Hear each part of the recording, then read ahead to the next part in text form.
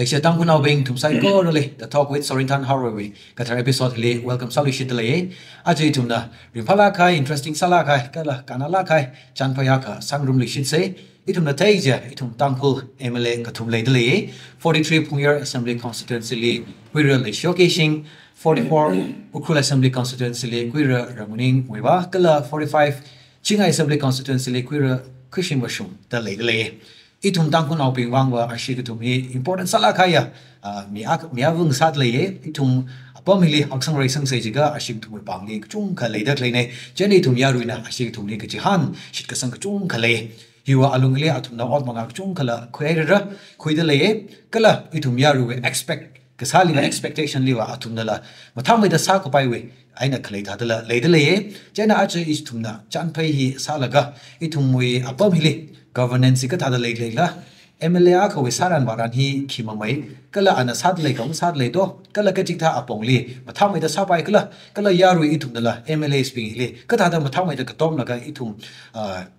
hagasang re kasang hi matham da chumi da khira pai la ji yang sei MLA ko le la sa ko pai ma sa pa pong lo chung ka le ra ji la na khwai la sa se aje matham mai da itum na thei bai mai khwai wang aje special sala ka na guest ko tum rang ru mi da le itum mai sai na atum we try na na la ga itum aje MLAs ko tum we roles and responsibilities atum we sa wa da le sa ki da le da le chumi the khu sam phang ra ina shi tum le welcome sa ku ke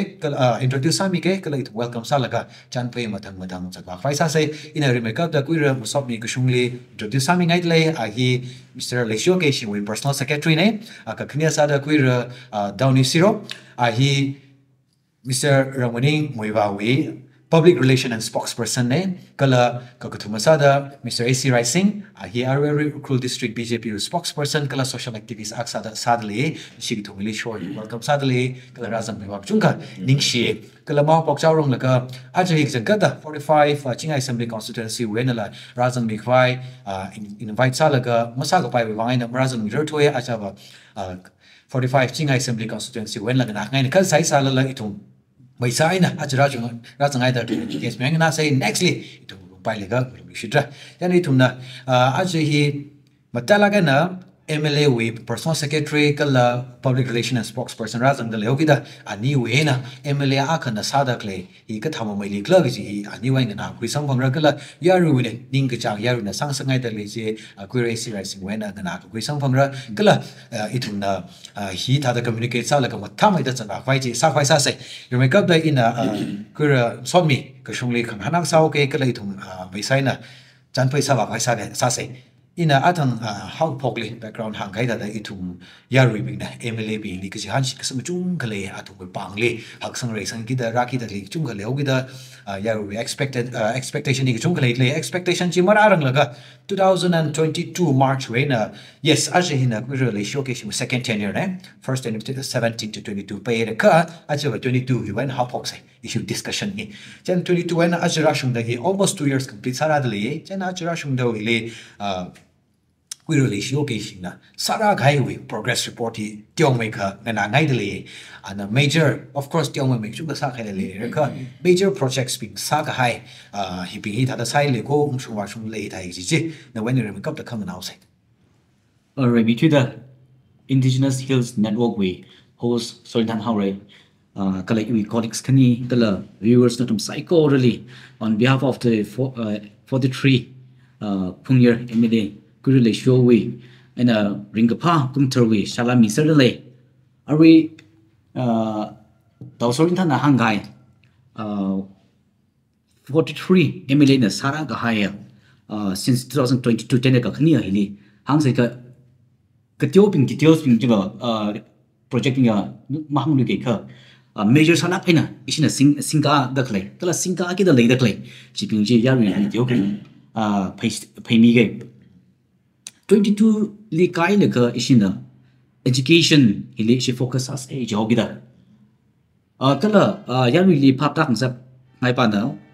Manipur li constituency ha mai tri ji fo isi phungya kendra hin sa da le dan issue wang ba problem la kala issue wang ba kasak la chung kali pa mai comparing with other constituency chi tham mang da kala backward le chi da sa li sang da le issue hi border area ang sahau gida remote area ang sahau gida kala hi itum backward sahi khangka se education hi focus asa hi jau gida isina ka khreu sada katam naw pung ko tom sada meritorious award MLA meritorious award isina organize sai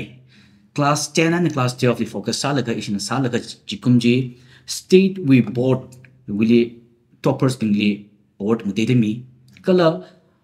IR we ping tong ho CBSE contact tong ko we ping the welcome salaga tum ping the toppers ping national program akarum mi laga tum certificate with cash prize and isni da tomi kala atum tam ki ge chi hile tum na o he pi tha kai thar ko ri la tiomi mi na kle sami okay chit the saman da 23 la mai da sa sai ge chi tharan issue we aran shok ta issue ra shok how ge issue he chi mi sing ka pai thu but still issue ach kom le he hak mai da sa khwai ge chi le lak ta lai kala khangate major development we pongni hangse ji ka issue we punga kendra we international border hi 100 square kilometer ni human thana wen hopok la namli wang ni zoro das ga ji chu alung chili 100 square kilometer ni laga itum hi alung hi leing fu sa ho gida itum ni hi or focus sa laga itum leing fu resang laga resang pai sa sa ji ho gida shong fu khlai kala itum thalai na chat sa ba pa hi darga sa ho gida Ishina Asian Development Bank we asingly National Highway 102A we asingly ishina zoro when hopokla chi we border area hi tong ishina chi process la ka centrally ma sa la ka tender sa khwai process li later le na ari hi so chi akhla yara ka khani ali chi border area chi kamjong subdivision na ka som subdivision hi phau se ka kong le hau bida kari hi chu ga jangai ka kong ja hakaw bida kari ma makan pai na chu jang atam lia kari himasa pai ni so completely cut off from the district nai la gan dei ka masa pai ni chitau gi the lake colony tum wi kung ka balam chung ka sak sa de ni so chitau gi de isina ka khre we na he connect ma sam sa pai ni jaw de isina NEC we asingly isina thong aka project tan ga project chila sampang la ka sanction na samya la ka tender process li legli ari hi masang la hi la complete saure hi complete sa ga na kanjong subdivision na ka som subdivision he connect sa haure there won't be any problem he chu gizang no akhna ka problem le right chi da later like kala ka thumali isina model town kala ICP hi isina jang da ari hi blueprint la side issue we agency consultancy le firm ping da kam da ping le thum da ga san khui la ka athum ping la kharjan sa la ka blueprint pijil isna CM le la kala central ministries ping la tong kami basa la ka he will approval process le le le ni kala he once he approve sami gai thra itumui mirin living standard hi increase up by ka le lansing we pong ka batai sang khwai le manipur le aron lan shop by three le area hi issue kendra hi ne to some area to namni chu area border min thana chu area hi na revenue to three samang dak le ne revenue to three sam ka phang jili issue apam na ka issue na revenue issue na masam pang da le mane so issue itum apam da revenue ji tum tan se yo chi thau gi da issue na hi process ku khreu da issue chu ji phogo re so chu process ti hi da wa ma man da le alung li hopefully ajkum hi set side la hi model town tong hi ICP hi itam set up sa kwai lately issue ji issue major projects ping hi okay ning share ku so na 43 Punggye Assembly constituency major definitely is being projects being mentioned some kai ju wang ka khani ali in 44 Ukhrul Assembly constituency we na ku Dawny Raikan we ka thengai le issue constituency hi le under the leadership of Ramni Muiba, Kimamai, major works Katada Salaga, a complete Sakaila or in the process later, a large big Tiomika hangs up nightly. Okay. Ogutili miscommunication Clayvan, Ray shop like a meeting ting, Chana Murky, Mangala Shiman hang. Break her knee as half of the old room salad, miscommunication like a jingly in a mock pay. Are you easy to jump face out on the layla? I can actually pop my down rocker. Champagne is out of create the Manghan or the Gazata to your wing. It's like a paragraph to money. Jenny, the communication gave like a yarui itum, we kathana ping. leaders being communication gap like later later mi tran le na shi ne the bridge sa mi wai sa de le ya man sak la kha ya tam de khu chi wang shi I we take we le issue we MLA ping ai na yarui ping ka le MLA ping na kathana ping ka te ping CSO ping bra disconnect sa lo ka later the in chan khu chen hi I we ka pning le man sak la kha ya tam nei de chan khu 2022 MLA ka crowd the issue we Ojana Tan like ukulele later department tongling offices tongli visit san like atumui later like grievances bench kikla gidi ngahan ba de kala chi not sak with sir right like ji we at sure the concerned ministers pingli kala department le yaw thi ba like ukulele hing san tele hi ba tele da khajana ba sa then ji we alung jele kachungala itum ngaranda khai ji chung khala sang pang la sam pang e kala chung khala ma sam pang ra ka atam wi lung le sam pang ka vai fu fi sa mi vai ishi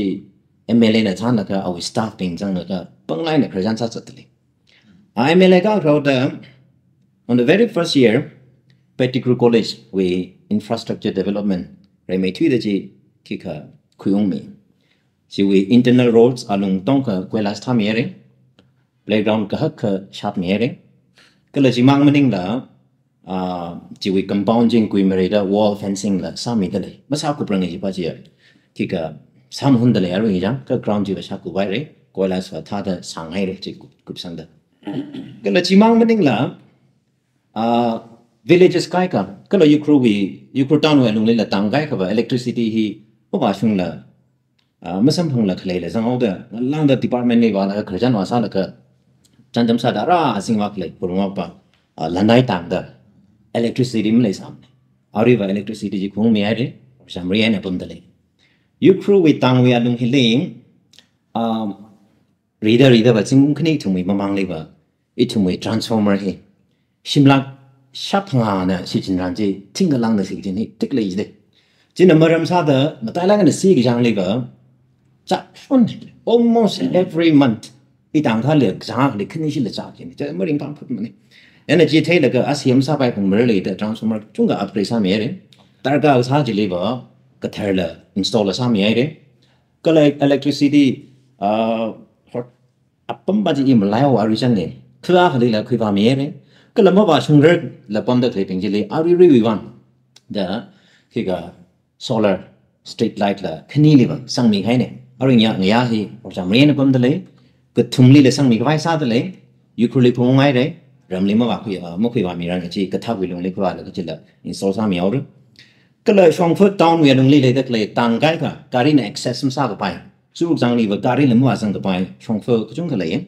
是并且 singling 啥米了上诶，未来啥呢啥米个上诶，但双方的先米的嘞，碰来单位 east west circular road 去了，是这个我家MLA 啥牌位去哩 complete 啥什么个呢？Jimang maning la purung ai na hopok la New Haven kata right kika all the state highway jila first phase hopok ai re masang la koilas thau re jiwi process ari panglang na sam hundale kika kushim la market we na hi junction hi la jila pui chakshilai na le sai sungling sam ye re jila shiri li la black top tham ye re langtang li la alung shongfa ka ji black top tham ye re helipad la chemiere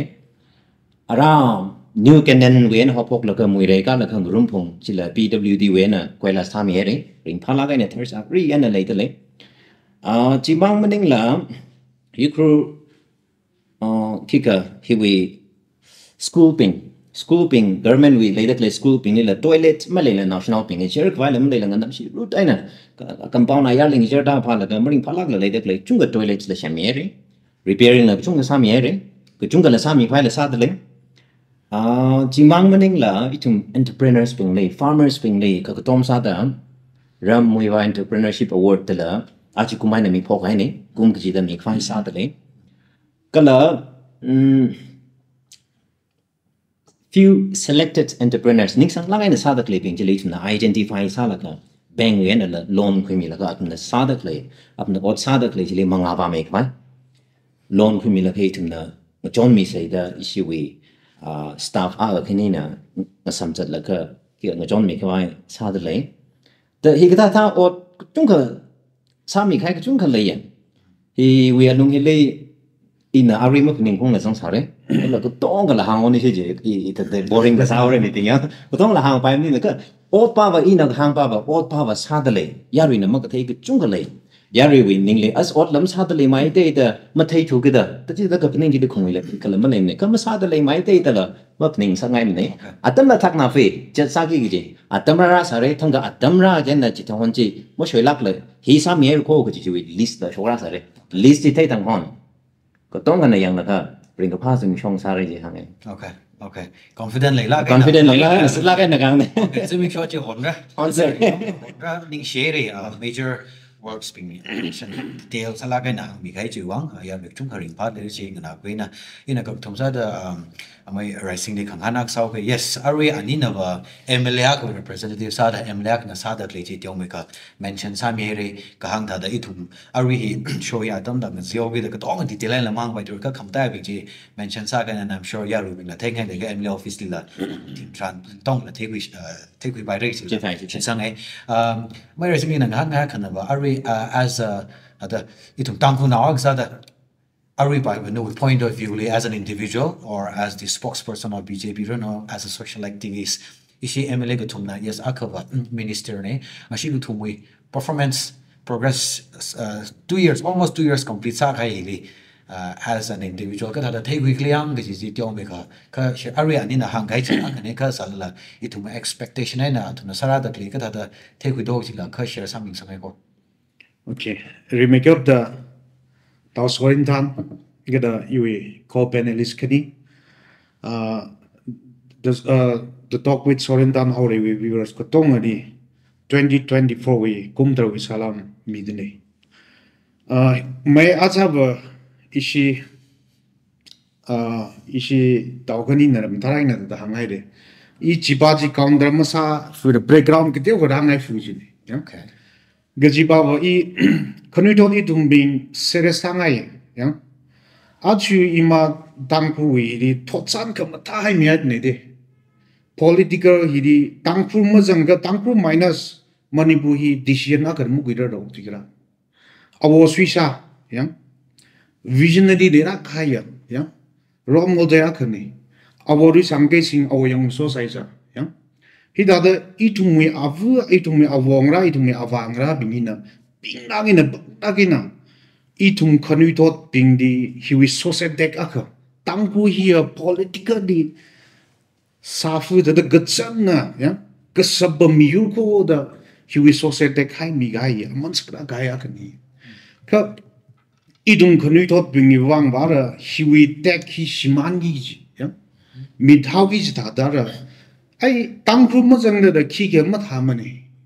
gaji hui society katra ka sambangi ji mongena de ade ya yarui bingna chaju ke de bingna dai minus tangpu gizagi de tum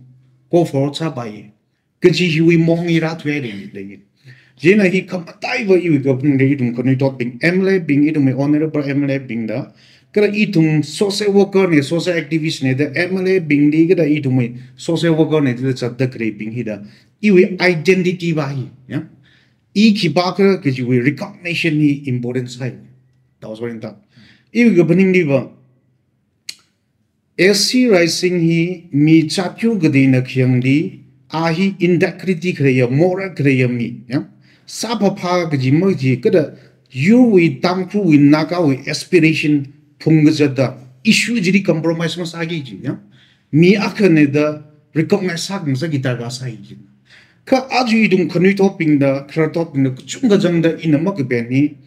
iwa acham para kai mine ya iwa awi da minister jiwi or any person na ka jiwi I good boy sak by mine giji mong ne ai isi MLA bing sai gi jiwi da maning da hi wi train hi idum khani topping da I da jang da idum hi kamujum phagi jai de ji no na ki ba ka da giji iwi identity da recognition ba hi matharagina taking sagita ga sai jinninga iwa da sijinga baina na to nga sa ga bai mine idi sijingo gi mongna good boy with this jang ga bai ya awi good boy ri jang ga bai a business sa ga bai ya business sa da buji jai ga idum ki politician idum ki social worker sa ho si kereng de de jotyo si na ka social worker ne politician ne representative sare gi ping ji bo idung integrity de pungra moral de pungra kada nganik dit ga hai idung mi iwi asak awat iwi duimiti iwi khang tu khang yai na tam klung man saki hinda kada ima atang awai ngara ping na ring ji de ga hai chi athumi khya ji idung masiman sak se ji ba chi iwari mi tu de ji idung khani thot ping de sakda gi na ye chi po ngai ka khini adi ari hiwi madang hidi ba itna one by one na kiga me ari iwi ko panelist khini kada idum me honorable minister MLA khini na ji ba me tada responsibility person aga saw gi da kada pham ji chair ji yarui saw gi da khya si gi ba ya representative saw gi da criticism constructive criticism ji da dei pungau re ka personal ne da mukhwing sangai me ne da yarui ning ga jang kada itung my opinion ya he ari with the critic analyze kaza by party we ena maning na da ya as a social worker kaza da as a tamku na kaza da iwa jipari mi ngai ka ri mai tui da chi iwa ira da ngai example di itum long we otsa ka dnr we otsa ka dks we otsa ka awi rian awi prembra hidi hina angyung ne ji nahi thì đó bây giờ khi phu phi sa cũng sao cái gì đấy itung hiện đại cái sao vậy này cho nên not only issue itung me honorable MLA issue upui mang maning đấy in general in a here area committee cái article 371 itung nat ara thay và thay bên sa bên cái này cái yui cái thu cái kia cái yui the beauty of rules yeah articles pa hi vậy itung mà manara sa bên tu cái ấy nó mong thà đấy vậy thay cho nên idung di constitution na matara in rules of procedure and conduct of business idi adum di settlement hi 12 mating de kin mi hai 13 jiri if taga ga sa ko tong chi sang bi bai ji jin in ma pen mai tu ji wa ri hang ro khai development siao si jin nan development hi wa budget money bu budget khyang ji the gi jin da ya example di in the delhi ni kar ga in the project ka kuim bai MLA maning da tam ya development na ko kui ba mi bai jin na ka budget thi di thei ji no manipur wi ukru wi budget kya ka jang bale ya ko phung na wi budget kya ka jang ne ge ji hi assembly di 5 year plan annual plan ge ji hi details in the ji ge behind the credit ji assembly di before the 5 years annual plan ge ji hi di da matik de ge na sangai ne ji na rules of procedure and conduct abu manasi ja hiba hi kujung ga wat yaw gi sai je ina samme da ngau ge hi da here area committee we budget 5 years in annual plan hi approve ma sa dang de jin da chi ko phung nau bing wi chi da khui ka ro jin de je khui ka ro ka so far since 1951 we na idum akshi da idum ko phung nau budget ne da mu khui ka da na ga budget chi approve ka sa ji di wa idum mi MLA achu MLA mang ping da tu ya MLA ping da budget chi approve ka sa di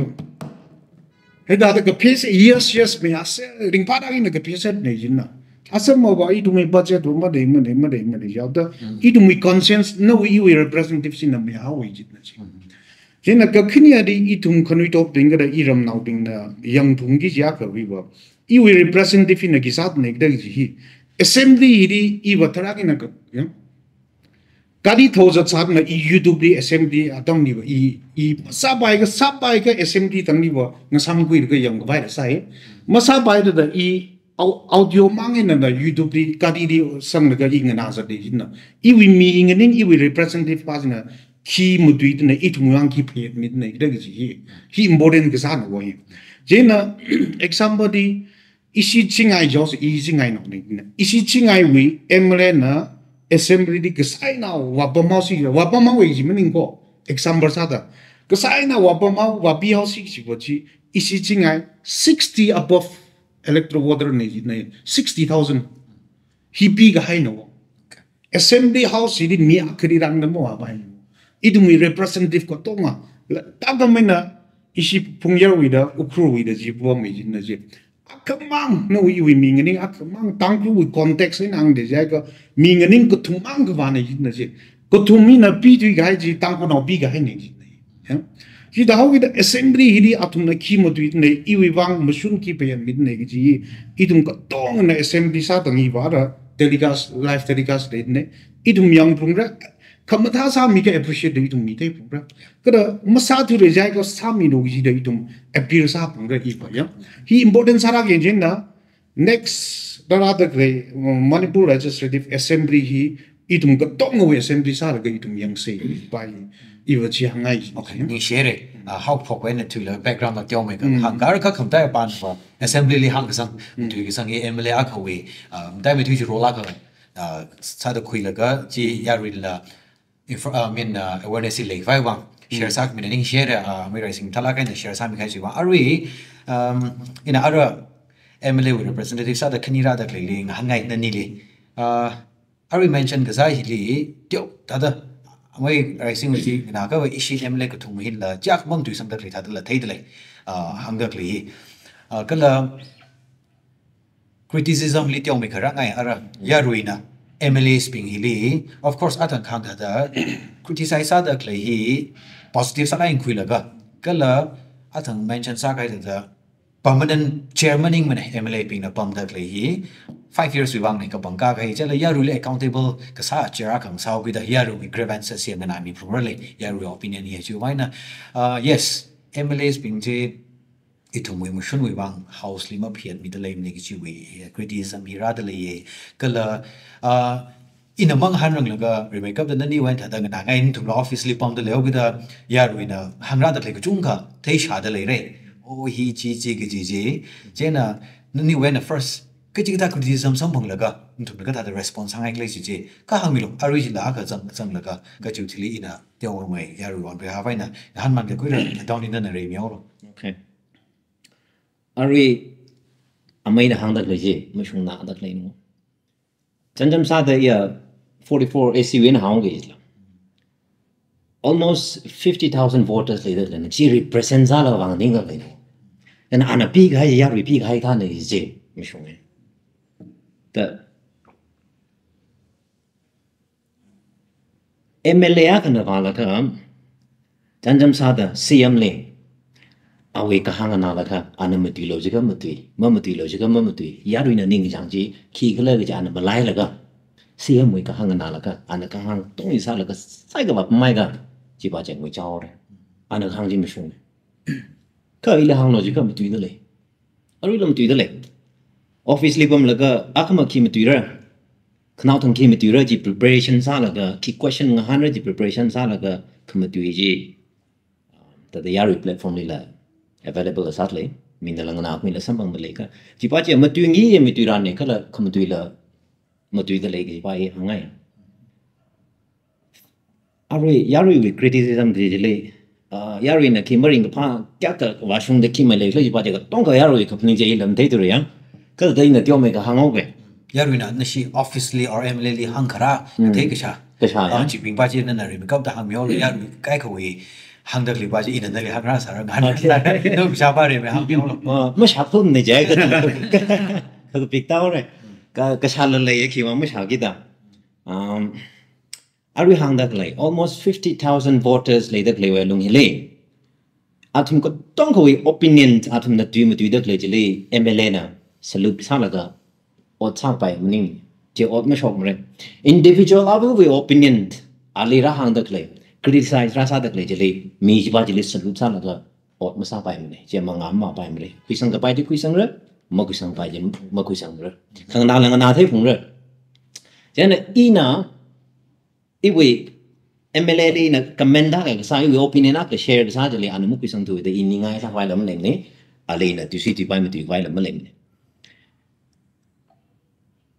ishi itumwe yarui mentality hi apong tada in a take part le ngazan lang ka ka le MLA hi nari na khang gane jena nai wi kapning sa mi phung re anytime I we kring le khang jang khawar khle bang ji MLA na mi yi mi ran nei gi wi ning phaning gi la khle mi la gi jung ka jang da le thang ga hi hong fu le za sa jena phong sa ra ya ting ne hi MLA we ki ka la office MLA office la ta ka ngan sa na we ji chang chani na me ishi mi ya ha zai de auri phung da lo le the na king han ka ora ta ta ani na as the ka cha dak le mang la ba cha kan ku siu nim la sim khu ram nau khong nai ng sot nau ping MLA le jang na ga le sim le na kan ku vai sa sei an hang dak le ba ba na jin na bil ji chong mi re ka phung dao ge ke ji wi kan se ba na khang sa na ba im phan le yao ta la ga cái rau yao chi khang ngai ji le yao thuen la ga ram ka hoi phara ma jang thu re ta ra bo hi ma tik sa le da kai no cái tên nào cái gì lấy được lấy tông cái tông cũng nên sao là mình chung cái phone ra được cái này unnecessary mi cái gì đó mình phone ra là cái pick up ra rồi cái direct office đi ra được cái in là phone ra cái sao là cái phone pick up ra gì đó nó đi nó khang cái đấy the lecturer sao mình là giống được cái nó mi thỉnh hăng phăng à cái nó cái lấy được lấy mi bình hin à mất từng lao được phone ra bài cái vợ office đi cái tàu sao rồi hi xong pa vợ ngày ya cái chi đó lại đi pa là cái project work hi ya ka pi la ka pung paro a kha ba chung da ka pi atam la ma sang phang la le da le de MLA ji robot maning jang la kha ala wi atam tar ga sa yo ji wa akh la pha ma ta mi la ya rin unnecessary burden pressure mi dak le tu chung sang gi no mara khali thum hi atang hang dak le da musot mi ra na tam ji le ba critic where it is due musot mi ra tam ji le thum musot mi ngok sei ka tom ran le dak le tam ji le thum ka tom mi ngok sei i thum hi mara kaliwa chershi gai muya tung jile senen ne rawai kuya na ko chershi ana sikui ke cher thau la ka horam ni cher me da aya chang a thang chang ra ta mo ngai na ya perfection we bad siri ka thai mo ngai la ka khawli magnifying glass siri ka sang so dai la ka ki pa le ki ket khwai ki khang da hwai le de yang zat mi la mak le la maning ste ta china phao ki ra pai le la class ji ka tha mi ping ji i lang sa sa pa ya bo le jang một số mi ra na tâm liver cầm máy là một cái món gì một trái thì nằm phía này là cái sai cái tôm hông tự chỉ cực tôm mới ọt sạch la rồi máy khâu vắt khung dân thì vắng mình lên rồi chứ khâu vắt khung dân khleya tâm sáng chỉ lấy in cái chẳng cất cái tôm tới lấy phía chứ cái ra là cái hi này chỉ nói thằng mà thay lại cái critics mi thay lại cái này ra hàng mi lố cái tôm mình lố là cái mà mùi vào rồi chứ cái rồi thì nó tăng cường nó sát được là hi chỉ cái tham gì gì mới trùng thu máy thế, tại là chúng một rất việc. Okay, nói chuyện thật đâu cái, Haorei, yes, general sa line na, Haorei na hàng lấy na, other specific sa line na hàng là cái, na chỉ bình trên điều mấy cái chủ yếu là cái response mình sang ngay. Example sa đó ít thùng là town liều thuyết liều cái đó cái là Haorei town hi bảo 44 crew lý rằng cái đó, cái số cái giống gì hiểu Haorei na opinion share sa đó cái gì, quý rồi mỗi bà hi as an MLA. Yarui cái opinion share cái sao hi our fullest potential này nè mà sát lại mấy cái gì hi lấy đấy à ada CM wila or government wila chiu puppet ada thằng tiêu mấy cái mention ra ada yes man we mong anh cái bom we mong thằng thấy gì cái share sát lấy cái gì cái thằng là everybody no criticism hang dak le ko yes on thalai sa dak le appreciate sa dak le mi lak chung khale le la ari kai kind of awi ot sa dak le hi sangam wang rom ni ya mili lam tha dam sam phang mi ne sila ka hang la hang de le chen hi bi le ka tha the response ngai as a spokesperson chi ba chi tiong me ka hang sa ngai ari ya ru na thai ngai dak le ba ye no when clarification chi coming sa ngai chi okay sang cái bằng gì hết thằng đó là mi chúng sẽ cất tất liền mà đi man sao được liền thằng cái này mi hơn chục cái đó sang bằng đó lấy được này mà thằng chắc quên nó bỏ là nó zin mà xuống đó ta ili appointment mà mi thôi cái gì nè in là sim là đúng là cái ý ali một con đào hay sao rồi cái gì mà mi xuống này được hàng phải chăng mi ra được liền cái trái chỉ cái này appointment sang bằng đó lấy rồi mà ra cái liver ala atang na hang da robot maning jang da mi ko tong khole ma mi ra tam da wa sa da ta chi tha chi tum pha tang ro ba ga ot sa khang ro phi tar ka sai ot sa da le ya we fullest potential ai nam sa ta le mai te da nga han da le mi ping na question sa da le ji ma ya pong le at na chi tha da funding da le ji office le ki process me sa ta le phai kar kya khu ye re ki ji alung wi ba ji ma ga thai bang hang da le re ta i ba six sang ấy cái lời chỉ mà đây là một cái mình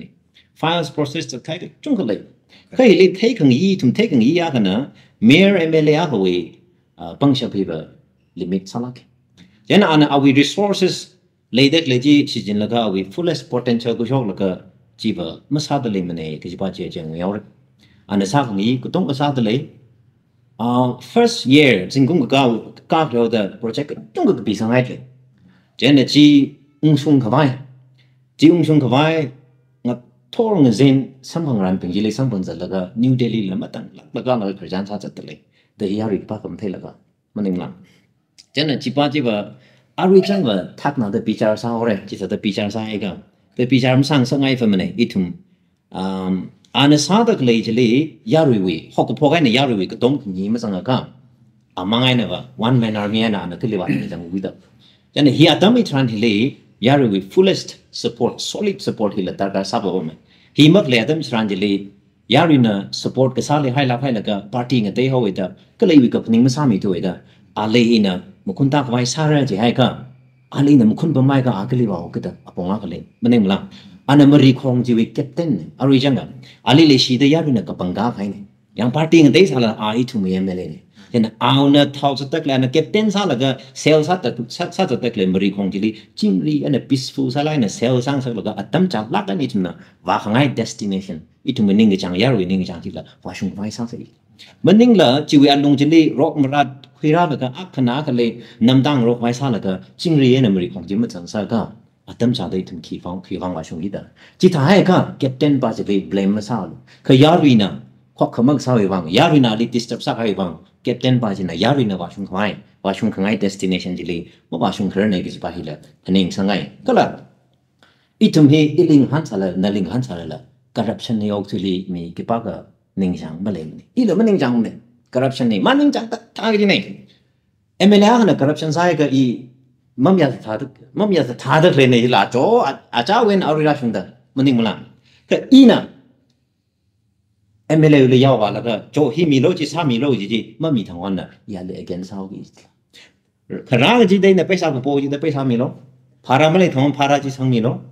แต่ร่างมือเด็กเลยนะว่ามันมีก็รับปีสังแล้วรับปมสังเด็กเลยมีหลังบ้านใช่ไหมว่าก็จังก็จีฮับตาก็จีไปสารากับโปมีกูยุ่งอะไรเด็กเลยนะว่ามันนิ่งมั้งล่ะอันนี้เฮลิออปชั่นที่นี่เลยcorruption สังไงสักแล้วเนาะ okay fine project work เด็กเลยเด็กเลยก็ต้องจีราอยู่ยาวิคิปักเลยไม่สเตย์โลจีวิไปสักต้องจะเลยเขาเลยแทนซิโร่มันนิ่งละแล้วก็อินฟอร์เลยท่าแล้วก็วิออฟฟิศเลยยาวรัดเลยก็ต้องจะเลยพาราสามีไว้ไปบัตรที่นี่คุณสังมีลมใช่ไหมช่วงฟื้นเลยจะแล้วก็กระจายขัดนั่งดิ่งจะเลยช่วงฟื้นตั้งฮิริมีจะลมใช่ไหมอีเวนต์เลยก็ต้องจะเลยchief guest สัตว์แล้วก็รูปลักษณ์นี่ถึงยาวใช่ไหมฮาร์วาร์คุยรักมีบ้าจะเลยนอนนิ่งชินายรูปถึงชาสังยาวเจ้าพยามีเด็กเลยบ้าจะเลยเจ้าพยาก็มีมันรูปถึงทุ่มราหังมันตีมีเลยจู่ห้องแล้วก็ตั้งคนเราต้องกันโอ้ MLA พาวเวอร์จันกับพาคเราได้ปังเลยเพลงสิปังคือเพลงจันว่าลาพาวเวอร์ยารุยบังเวอร์ zero development เด็กเลยก็ต้องจะอ่านเขาเลยถ่ายสังเกตเลยแต่ถึงจีนิ่งจังล่านั่นนิ่งจังล่าก็จังคัดอีจีนิ่งจังล่าอีวิเพซ่าคริสต์มาสคอร์ชาเจมีเนี่ยก็ยารุยบังกันน้าไปอักลมซ้ำมีเด็กเลยก็ว่าจีน่ะก็จังคัดนิ่งจังจีล่าเนี่ยมันเนี่ยก็ว่าช่วยซ่าก็ว่าออปชั่นก็ว่าเนี่ยคิดเลยละกันมันเลยถูกก็ได้ยารุยเลยไปซ่าจุ่มมันมีเรื่องอะไรมันเลยทุกทีเด้อ chief guest จะสาระละไปสาวจุ่มเขาไว้เนี่ยเราลากให้เนี่ยมันสามีเราตัวเองค่ะนิ่งเธอลากให้เนี่ยยารุยบังอดสามีแล้วก็รำเงินเลยที่เลย long term development วิบังอดสามีเดเลยเชียค่ะจีป้าจะได้ถึงบังกับเพศเสียเจ้าน่ะอีทุ่มมีอะไรเฮ้ voters มีทุ่มมีอะไรเฮ้เท่ทั้งไม่ลากให้มีอะไรสาระอีวินิ่งจังจีมันสามีสาระละอีวิ personal อีนั่นนิ่งจังเด็กเลยอีวิชิมคุยบังที่นิ่งจังเด็กเลยป้าจีมันสัมพันธ์อะไรสาระละยารุยบังงั้นเลยอยู่บ้างนั่นน่ะสามีรันจีสามีเดเลยเขาว่าทำโอเคนู่นฟังอีกนะปังกับพี่มีเรื่องทางเช็ดมีอะไรสร้างโรคสิดีก็จะสไลน์ทางนี้นี่ share yes individualistic ไม่ใช่ละยารุบังก็ละ short term ละไม่ใช่ละ long term now the way vision ว่าจะยังก็ MLA ก็ต้องทำไม่ละก็ criticize ก็ใช่ละ yes positive สไลน์นะสร้างโรคสิ่งสิ่ง point เนี่ยyes ina akuira amsot mili ungai dele aru 44 43 hindi aru ishi tiaumai ka tiauka short term ka hang ro paisa sai athang dan mention sa ga ta ishi phungger assembly constituency hi hakla khaya in terms of geographical area hakla khaya khane really criticism sang ga ka yes athang 44 hi wa just the first term MLA ne chikum khni complete ma sarang ne ishi 43 MLA wa second tenure now second term ne jawida almost 7 years now Jena maybe we expectation he query showcasing and team li chung mai le de le chen chu expectation hi makarar mai de ki hi le de le makarar la le da le ta da thei ki ka la obviously ara tao mo min amra khali khara hi la tha da masam phangrar ka ji wi hi tiong mai ka criticism le de le ka la akhana wa ari village visit cái chỉ cháu bị bệnh cái cháu ở bao nhiêu mà thà visit mà sai mi râm này cái số dân thà nó miệng sưng mà này cái gì là tiêu mấy cái yes thì bệnh hiện main thà cái cái điều ăn thằng mấy đòn đi hàng cái là chỉ bệnh chỉ personal bệnh chỉ ba chỉ neglect house cái major area example sa area visit vào cái hi ba hi wat lấy mau chỉ ba cái thấy chú ba obviously ra cái lịch chân mà thà ra sát ngay chú bị ăn cái là second term sau cái đó major projects, major development he expects sai gì lấy nó bị xuống ấy nó cái thà yes apart from that nó mention sang cái little cái salo criticism rather lấy nó cái thà response sang ấy đi rồi mấy thứ đó mấy ai sinh là hàng ngày gì assembly li silent sa thui gai là cái people representative ag sa là cái yarui with voice raise mag sa cái gì chỉ để mention sang cái gì đi patient sa là cái yêu clarify sang ấy 2017 hi li at the end of the tenure, 43 MLA hina Hill Areas Committee with Chairman Government. Kakapung hili for the first time bill he assembly kusokchini. Bill he keep pang na very later clinic pang na musok sa ngay li. He quick shock na kya ka concert le manipur kya concert le jing na thai ser de le bill he quick shock na. Kala bill he quick shock na itum ko phungnawi Hill Areas Committee hindi 20 representative lene very 40 lene 40 hina khangtak ne 20 we alung la tak salen satu gai lipa pam dale hi khu show khai na vocal sana how bidar CM na tha na kilisa tham na ka ignore satu gai isi MLA ni isi kendra le ignore satu gai in terms of development work now in terms of personal relationship no on god of sajdi he yarui na ka thaini hi yarui li khui ka yarui voice hi khui shogai na sacrifice ka paiming na saga ni hi awi political career la shimana nai sabris ni so amai rising question jili in hang haiba isi MLA hi side na masamne jatam jili la his sacrifice his political career ji yarui na thaida achu 2022 hinla yarui na ali sitsang da kapangani shitule jibangji ari la assembly session hini every assembly session hili isila issue with point maturan jinga matui dele kala khamatu la matui fure kiji hi isila issue with MLA with dinglen na chida le de ne jana yarui le chi pham ta yon sakhai ne ari Sorinthan na ngahan that question jili kile focus sa gai mai nan hang that le manipur we constituency ni puya kendai na mai twi gijne laka da itum infal issue we office infal le how gida sat khwa hi ramli bam laka kata hi athmang la trot lak je kai khliwa athang I kuri dodin hang kai hada masam pangkhra mi marakli wa tungna hawira masam pangkhra la masam mangru da han ka la ka bring phan la ka gai chung khali ba bam tale mai athumui side na yang se ji ka athumna mring pha ji la busung ki bang la je ana kilometer sha khalang travel sa la ga akhra ne jahan na ga khra ne ka jahan na ga ana ningrin jahan na khra ji li fulfill sa mi khru we o mring pha ji itum la ji lei ba bam tale re itum la ji li cái thằng kia nó mới phá thì người giang cái gì hết ít thùng question mà sang ngay mà này cái issue với MLA với cái sự kia là pháp đa mình sang ngay cái cái bậc bùng xin vậy nè thắc mấy cái là bùng thuộc vậy nè ra sang là cái office ra là cái sắm bằng ao cái ra phô cái này MLA hi là our own family ngva đó này our own personal life ngva đó này ala our family cái gì hi là rất là family time cái ninh chăng cái là yarui với shepa yarui vang show khâu ida ale cái shepa nang sa mi da le chỉ thao kita cái cái athun nam sam mang khre tharan jila MLA với itum staff pin ni la sam phang la kala ka hili ta da clip hila merk liver I hi thing sang ai ne MLA ni sam phang ru da merk liver staff li sam phang hila channel hili sang ai ka ta được lấy gì MLA đi sắp phong giờ đó staff là khang khang tràn chứ nếu cái sắc khi lấy hậu na ta khang khang tràn đi là cái cái MLA lim đi cái mang cái dẹp mà cái gì là lấy gì này chỉ ba chỉ thấy cái mi sáng khờ hàng chỉ qua được lấy hi thằng nó cái filter mặc sam sa bài gì là cái sắm bắt nè thằng anh hàng ngày ta phá ra vang khá là lấy đấy cái ram ngoài nó chắc km chắc ta là chụp cái nào sắp cái issue clipping chỉ là nó thay cái này có bao nhiêu này chỉ thấy thằng nó filter sao là cái sắc không ai bình chỉ là sản phẩm sắc đất này chỉ thao cái đấy thằng nó chỉ là khang khang tràn là thằng mình khi vậy nè ít MLA sản phẩm là khi vậy nên thằng mình sản phẩm cái gì là chúng cái question này sao chứ không nhân chỉ ba chỉ thằng mình là pháp tác không chỉ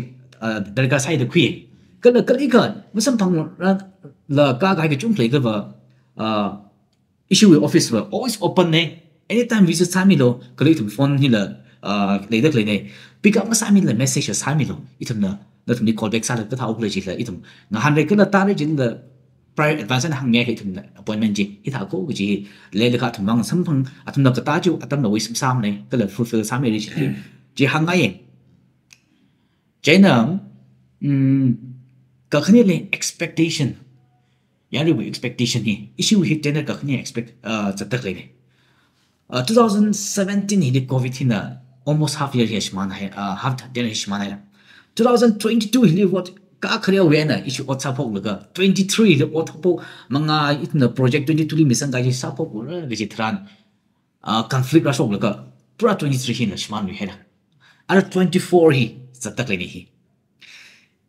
jingum ho 24 hi chatak le ne hiwi along hili yarui na expectation ni yarui expectation ni la mai it na mas fulfill sa mi chung klai individual expectation ni yarui expectation gi san always personal expectation ni bajina personal interest li bajina mi ping ram akli mi shagutum voters le dak le hi chili ram akli mi shagutum personal interest fulfill ma sa mi rai Shibajiva. Ka mi shao tum ji personal interest mi shao tum sa mi la church wi ram jiwi project aka or songfula school la or kilala aka shemi haida le ka ba chili or ili individually sa mi la ili sak mi jiba hi iji queen sat mai personal individual any even the chief minister la awi kendra wi individual la fulfill sa mi ram shibajiva and ji la yaru la ji hangai kala isina sama gi hi achkum 2024 hi ka gai na kumter ka gai ne hili isina 2017 hili first channel massacre la kala isina hi apam hili isi lex hada le kala isi apam hili rectify sa vai le de le gi isi la always from time to time isi la kile assess hada le ne kala 24 hili isina sagi ji project hi la chung kale papam da le yana yari ping ni la nó thùng mì shit cái sang chim stang sắc ngay hay mà này 24 hình như nó thùng nó sang sắc ngay ở ít thùng nó chúng cái sao cho quay sao đây cho nên tâm trí đồ hơn mình đồ chỉ là gia đình phim li request sang ngay gì hàng ngày okay nên share 43 là 44 hot gis tại nên đâu đâu đi hàng đây là